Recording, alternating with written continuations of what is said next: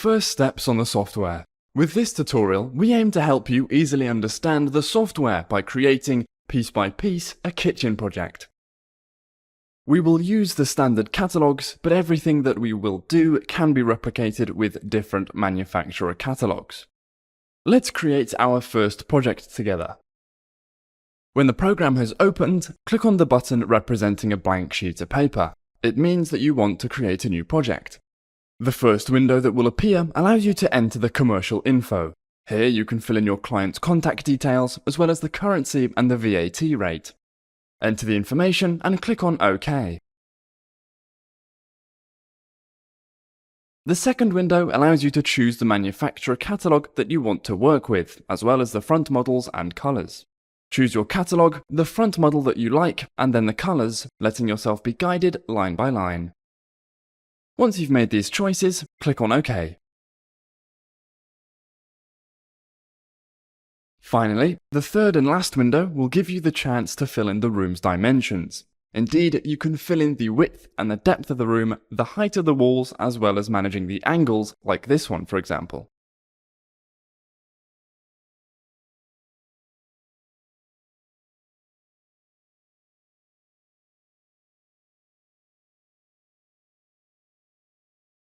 At this stage, you can also place the floor and the ceiling. Once you've made your choices, confirm by pressing on OK.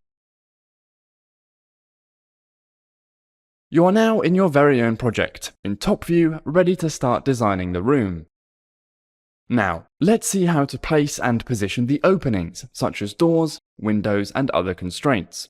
To do so, go to the Place window in the right of your screen and look at the generic catalogue titled At Constraints. All the catalogues starting with an at are considered generic, meaning that they are used for drawing the project but don't have prices.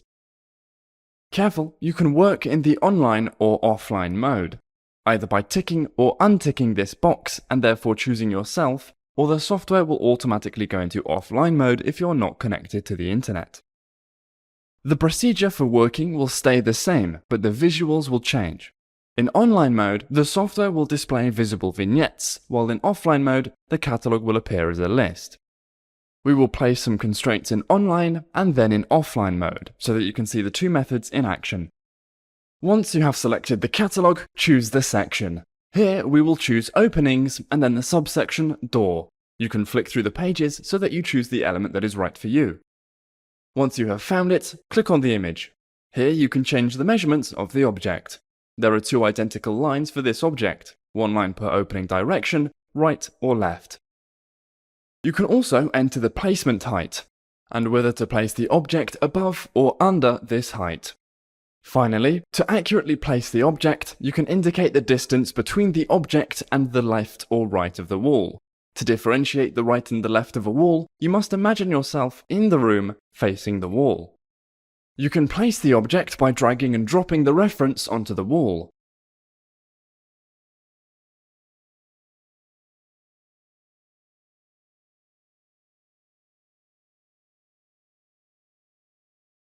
Once the constraints have been placed, we can now start placing the furniture. To do so, let's pick the @generic kitchen catalogue. Let's do it in offline mode, which you can make active by clicking this button. You will find the system of a drop-down list to select the catalogue again, but this time you also have another drop-down list for sections and subsections. For manufacturer catalogues, the catalogue is presented in the software like it is in the manufacturer's PDF. You can therefore check the elements out to find the ones you want. There is also the option of filling in the article's reference here. Let's start by placing an angle piece of furniture. To do so, look it up with its reference or find it in the catalogue. Once you have found it, you can modify its measurements, if the manufacturer allows it. You can again enter the height placement, above or below, as well as placing the object from the left or from the right side of the wall. Drag and drop the image of the object in the angle you want to place it. Don't hesitate to put the element in the angle, the system will correctly place it thanks to the magnetization of the objects. Placing other elements is very simple, thanks to dragging and dropping by banging the objects next to each other. The software will take charge and place them correctly. Be aware that you can pivot the objects while you're dragging and dropping them by right-clicking.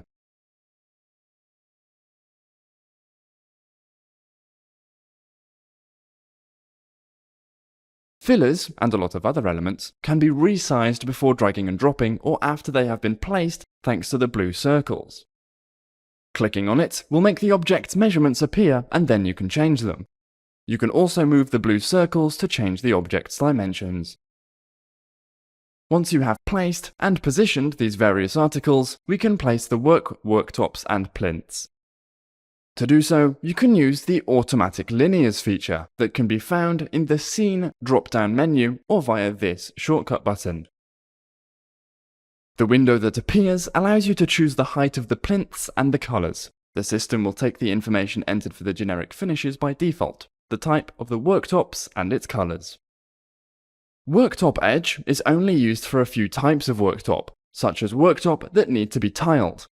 If you wish to place cornices or light blockers, then you just need to tick their boxes and choose their colors. Then click on OK. The window that appears will give you the option to choose the depth of the overflow of the worktops, the frontal and side overflow, both from the main box. To change how the blueprint is put together, you just need to click on one of the worktops, and the system will give you other ways for it to be put together. To verify the result, click on View in Real Time here. To explore the room in 3D, keep the right mouse button pressed down and move the cursor. To return to top view, click this button. Generally, the different available views are visible in the View drop-down menu. Now, let us place the electric appliances and the bathroom facilities. Let's choose the Act Electric Appliances catalogue. Like the other catalogues, you can easily choose the element you wish to place. Let's choose cooking hobs and, while still in top view, drag and drop the element above the chosen piece of furniture. The system will automatically adapt the height.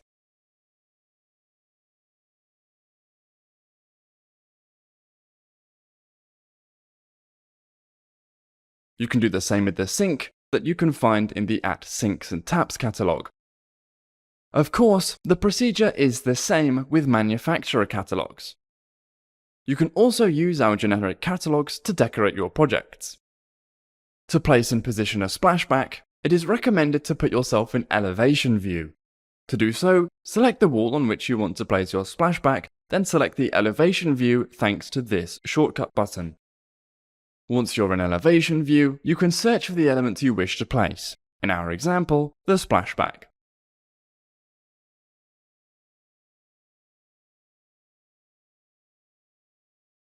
To place an element in elevation view, you can drag and drop the object like this, and in the case of our splashback, extend it thanks to the blue circles or by directly changing its dimensions. Remember that you can use the elevation view to place high furniture.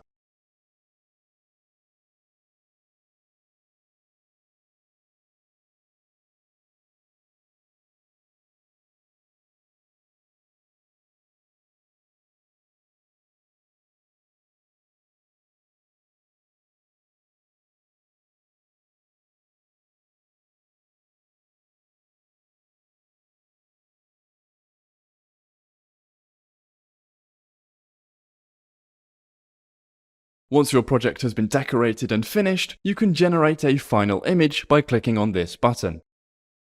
Once the photorealism is finished processing, a window will open allowing you to adjust the image's brightness, contrast, color, temperature, and luminous halos that you may find in your scene, such as these spots. Finally, to access and manage your pricing, click on this button. You will find the various priced elements included in your project.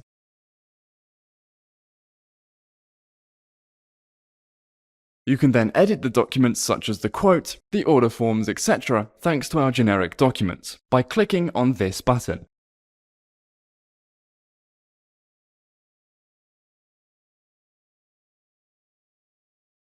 Thanks to this software, you can dive very deep into your projects.